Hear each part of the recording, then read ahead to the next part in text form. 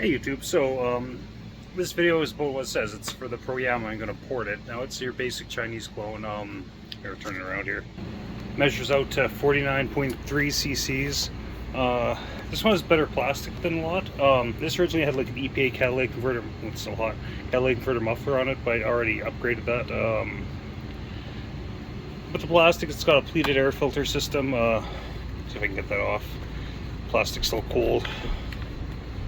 No, I'm not going to take that off now, but it's got pleated air filter system. It's a better quality saw. And here's a video of it cutting before porting. Yeah, I'm going to do a port work to it. I'm going to do quite a bit to this one. Hopefully it works out. Anyways, take her easy, YouTube. Hope you enjoy the cutting.